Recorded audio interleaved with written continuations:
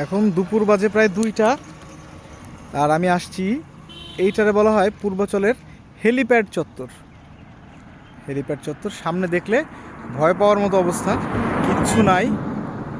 আমি দিনের দুপুরবেলা আসছি তো আমি ভয় পাইতেছি না, এখন সাহস লাগছে খুবই, কিন্তু আমার মনে হয় রাত্রেবেলা আসলে আমিও ভয় পাবো। এখন যে জিনিসটা দেখাবো সেটা হচ্ছে এই যে হেলিপ্যাড চত্বর, এখানে একটা মসজিদ আছে, এই দিক দিয়ে মনে হয় গাজীপুরের বের হওয়া যায় এই রাস্তা দিয়ে।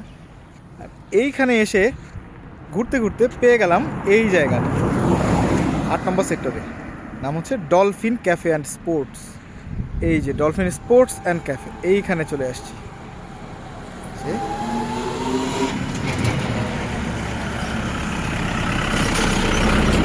যেটা বলার ব্যাপার সেটা হচ্ছে এই ক্যাফেতে আসলাম, এসেই দেখলাম আগ্রহের বিষয়বস্তু হচ্ছে এই জায়গাটাতে ছোট্ট একটা ফুটসাল টাইপের মাঠ আছে, ছোট একটা ইনডোরের মতো এরকম, এই যে। আর আমি ঢুকে গেলাম হচ্ছে এদের এই ক্যাফের মধ্যে। পরিবেশ সুন্দরই, ভালো না, খারাপ না। বাম পাশে আছে একটা সুইমিং পুল, কিন্তু পানি নেই এখন, হয়তো সময় সুযোগ হলে যখন প্রয়োজন হবে তখন এরা পানি দেয়। সিটিং অ্যারেঞ্জমেন্ট একদম বাইরে, ভেতরে সিটিং অ্যারেঞ্জমেন্ট আছে একটু। এখানে এর মেনুটাও দেখলাম, ভালো এনরিচড মেনু, যথেষ্ট রিজনেবল প্রাইস।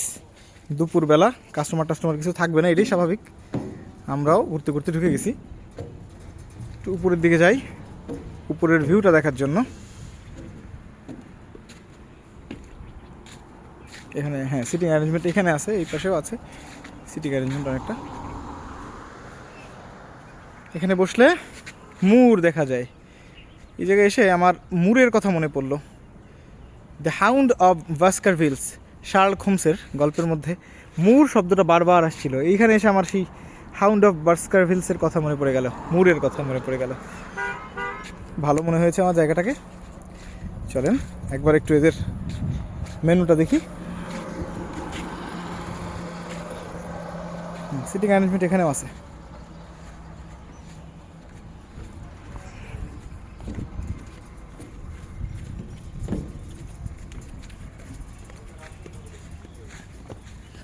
দুপুরবেলা আমি চিন্তা করলাম কি খাবো, 2টা আইস টির অর্ডার দিছি, 90 টাকা করে দাম।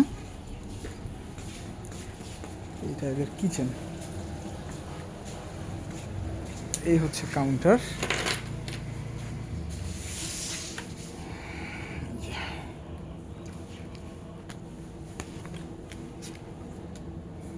এটা এদের মেনু কার্ড।